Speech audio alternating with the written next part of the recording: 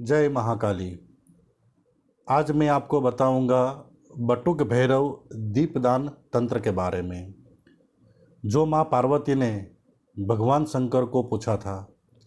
माँ पार्वती ने भगवान शंकर को यह कहा था कि जो भी आपके भक्त है उसके ऊपर आप विशेष कृपा करने के लिए कोई ऐसा तंत्र बताइए जिसके माध्यम से आपके भक्त जो भी संकट से घिरे हो, जो भी जीवन में समस्या आई हो, कितनी भी साधना करने के बाद भी अगर उसके मनोरथ पूर्ण ना हो रहे हो तो आपके यह बटुक भैरव दीपदान तंत्र से उनकी मनोकामना सिद्ध हो जाए।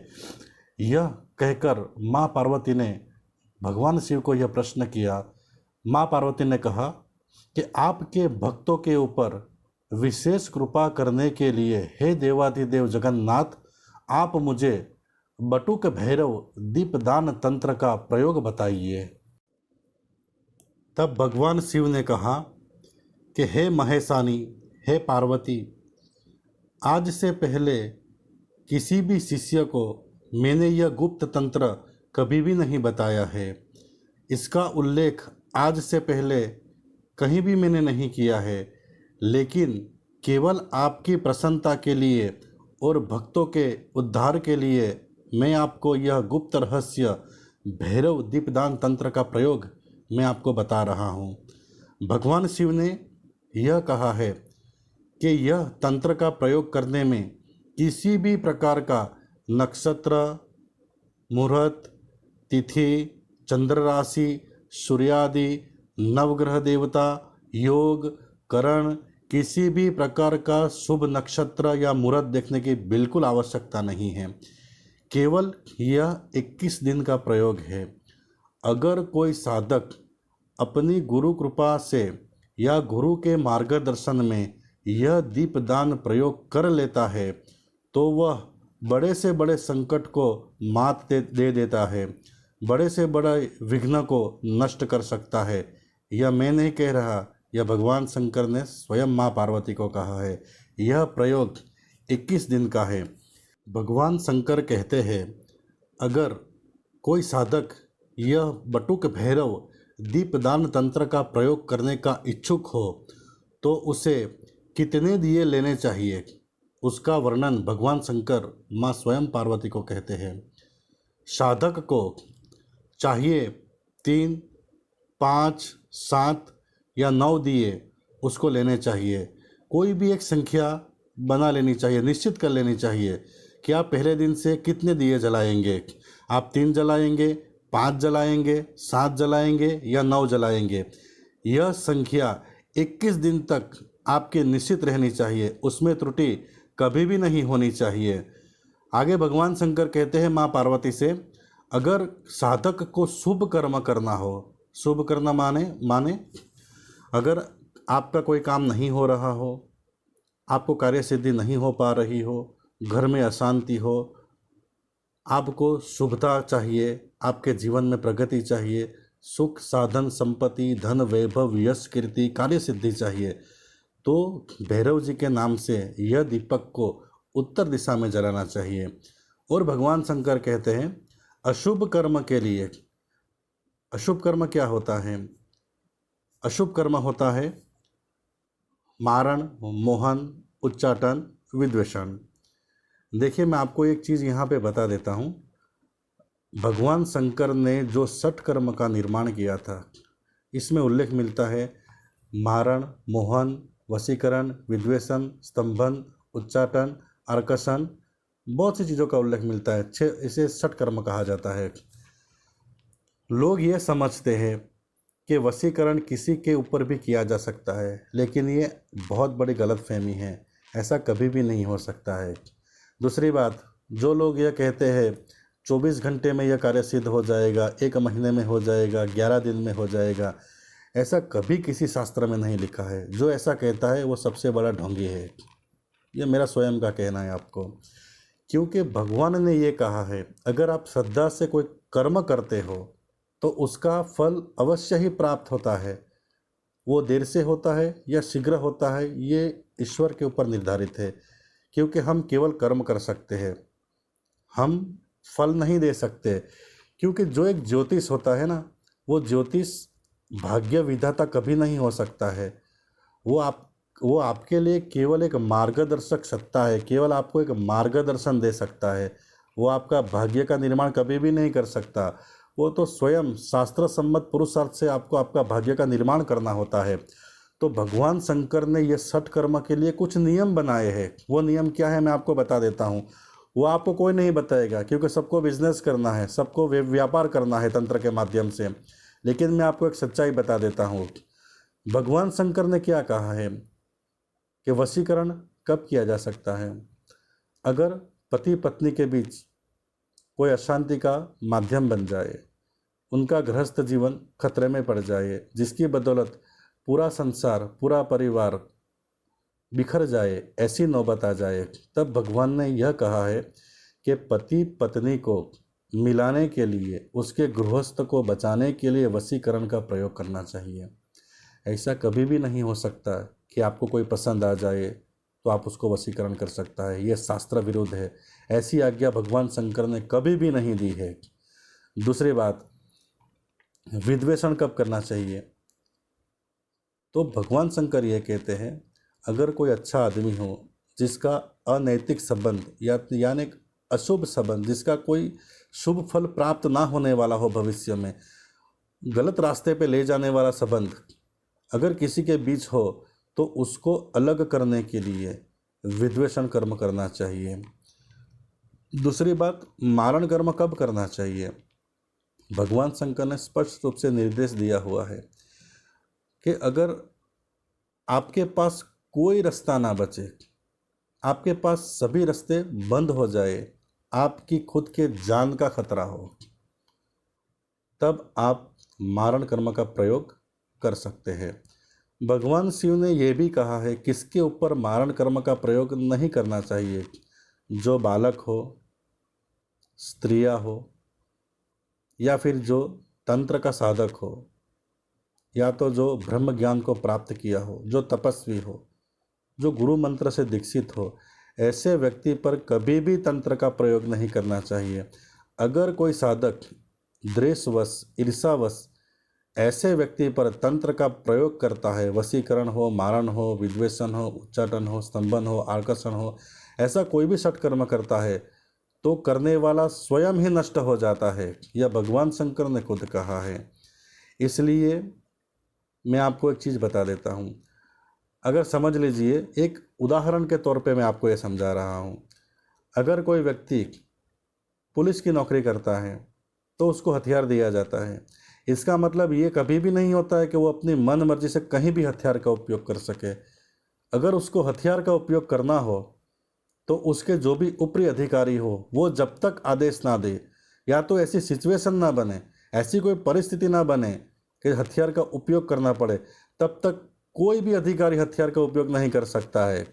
इसी प्रकार से अपनी मनस्वी स्वभाव से या अपनी दृढ़ बुद्धि से कोई भी साधक तंत्र का कभी भी दुरुपयोग नहीं कर सकता है। अगर कोई करता है तो समझ लेना वो स्वयं ही नष्ट हो जाता है। ऐसा भगवान शंकर का कहना है। इसलिए द्वेषवश, ईर्षावश कभी भी तंत्र का प्रयोग आपको नहीं करना है। अब मैं आपको आगे बताता हूँ दीप तंत्र का प्रयोग कैसे किया जाता है। अगर आपके शत्रु आपको परेशान कर रहे हो, अगर आप सच्चे हो, आप सच्चाई की राह पे हो, आप धर्म के मार्ग पर हो, और आपको बिना वजह से कोई शत्रु परेशान कर रहा हो, तो यह भैरव दीप दान तंत्र का प्रयोग, यानी यह दिया आपको दक्षिण दिशा में जलाना है। आइए अब आगे जानते हैं किस प्रकार से इसका प्रयोग किया जा सकता है। भगवान शंकर माँ पार्वती को कहते हैं, अगर सोने का दिया हो, आज के ज़माने में सोने का दिया जलाना संभव नहीं है, तो सोने से जो उसके ऊपर जो सोने का पानी चढ़ाया गया हो, अगर ऐसा दिया जलाया जाए तो वो सर्वसिद्धिप्रद होता है, यानी सर्वसिद्धि प्रदान करने वाला होता है। अगर कोई साधक हो, वो किसी का जप कर रहा हो, नवरात्रि में जप कर रहा हो, काली चौदस पे जप कर रहा हो, अमावस्या पे जप कर रहा हो, किसी भी चीज़ की सिद्धि कर रहा हो, तो उसको ऐसे दीप का प्रयोग करना चाहिए जो स्वर्ण के पानी से चढ़ा हुआ हो, यानी उसके ऊपर स्वर्ण का पानी चढ़ा हुआ हो। ऐसे दीप का प्रयोग करना चाहिए। और वशीकरण के लिए चांदी के दीप का प्रयोग करना चाहिए। अगर आप चांदी के दीप का प्रयोग करते हो यानी चांदी के दिए में आप दीप जलाते हो तो वो वशीकरण करता है। मैंने आपको पहले भी वशीकरण बताया हुआ है कि किस प्रकार से वशीकरण करना चाहिए। इसका गलत इस्तेमाल नहीं हो सकता है कभी भी, और इसमें ईश्वरीय शक्ति आपको कभी भी साथ नहीं देगी। अगर लोहे का पात्र से बना हुआ दीप हो तो वह विद्वेषण कर सकता है। अगर माटी से बना हुआ दिया हो तो वह मारण कर्म कर सकता है। और भगवान शंकर आगे यह भी कहते हैं, अगर किसी भी धातु का आपको दिया ना मिल पाए तो तांबे का दिया सबसे श्रेष्ठ माना गया है। मैं आपको एक चीज़ और भी बता देता हूँ, अगर आप आपके घर में भी पूजा करते हो तो आप तांबे का दिया जलाया करो। भगवान शंकर खुद कहते हैं, अगर तांबे का जो भी दिया जलाता है उसको सर्व सिद्धि प्राप्त हो जाती है। और आगे भगवान शंकर माँ पार्वती को क्या कहते हैं कि गेहूँ, तिल, उड़द, मूंग और चावल, यह 5 जो धान्य हैं इसके भी दिए जलाए जा सकते हैं, उसके भी आटे के दिए जलाए जा सकते हैं, उसका अलग अलग फल प्राप्त होता है। वशीकरण के लिए आप समझ लीजिए, भगवान शंकर ने ये कहा है कि चावल का जो आटा होता है उसका आप दिया बना लीजिए और भैरव जी के सामने उत्तर दिशा की तरफ मुख करके यह दिया जलाने से वशीकरण सिद्धि प्राप्त होती है। अगर मारण कर्म की सिद्धि प्राप्त करनी हो तो काले उड़द का आप दिया जला सकते हो। आगे भगवान शंकर यह कहते हैं कि अगर प्रियजन का आगमन कराना हो यानी आपसे अगर आपके रिश्तेदार रुष्ट हो गए हो, नाराज हो गए हो, अगर उनको मनाना है, आपके समीप लाना है तो गेहूं का दिया जलाना चाहिए। ऐसा भगवान शंकर माँ पार्वती को कहते हैं।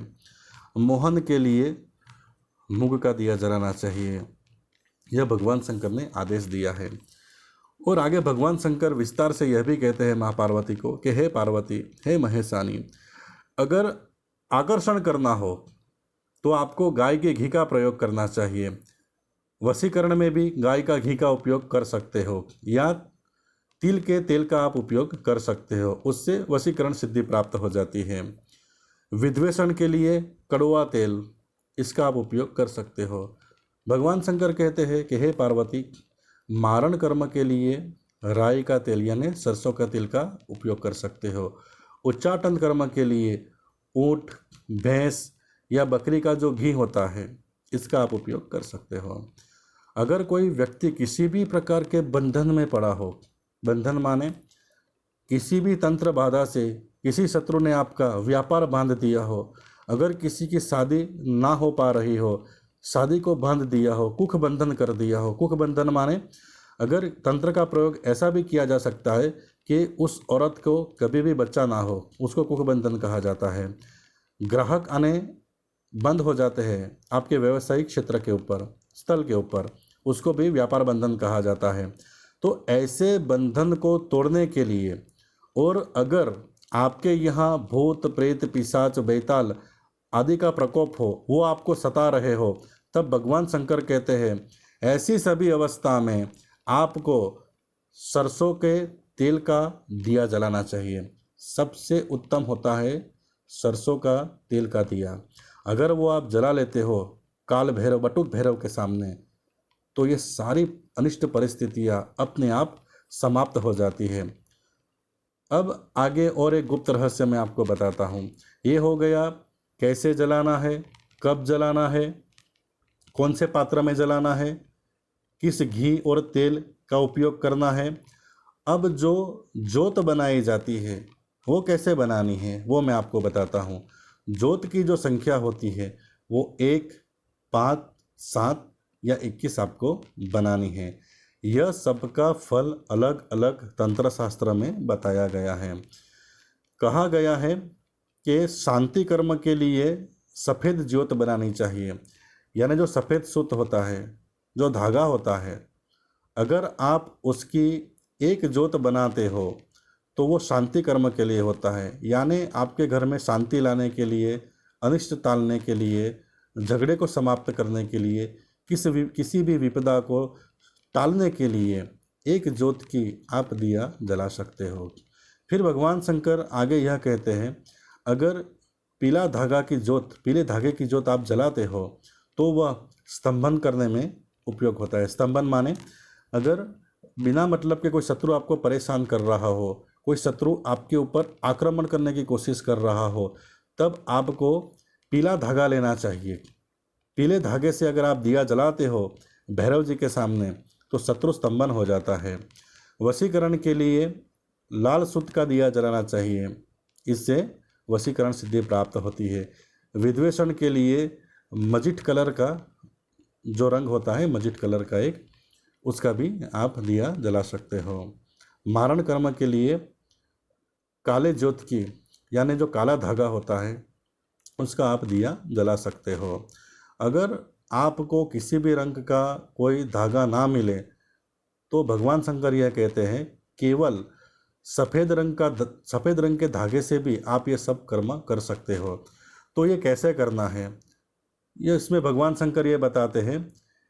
भैरव वीर यंत्र होता है, वह भैरव वीर यंत्र के सामने मैंने जो भी ये सब बताया है उसके सामने उसी सिद्धांत से, उसी प्रकार के प्रयोग से आपको दीप जलाना है और आपको केवल मन में प्रार्थना करना है कि हे बटुक भैरव जी, मेरे जीवन में यह समस्या आ रही है, आप उसका समाधान कीजिए। दीप जलाते समय आपको यह प्रार्थना करनी है। और एक चीज़ आपको अवश्य करनी है, जब भी आप 21 दिन तक इस दीपदान तंत्र का प्रयोग करेंगे तब पूर्व में आप जयंत भैरव के नाम से, अग्निकोण में अघोर भैरव के नाम से, दक्षिण दिशा में चामिकर भैरव के नाम से, नैऋत्य यानी साउथ वेस्ट में असितांग भैरव के नाम से, पश्चिम दिशा में भीषण भैरव के नाम से, वायव्य में प्रचंड भैरव के नाम से, उत्तर में काल भैरव के नाम से और ईशान में कपाल भैरव के नाम से एक एक श्रीफल जरूर चढ़ाना है। अगर आपने 21 दिन तक यह कार्य कर लिया तो आप समझ लीजिए कैसा भी बड़ा संकट हो वो आपका टल जाएगा। जो भी कार्य सिद्ध ना हो रहा हो वो जरूर ही अवश्य ही सफल हो जाएगा। यह भगवान शंकर माँ पार्वती को स्वयं कह रहे हैं। जब भी आप दिया जलाए तो केवल एक बार इस मंत्र का जाप करें।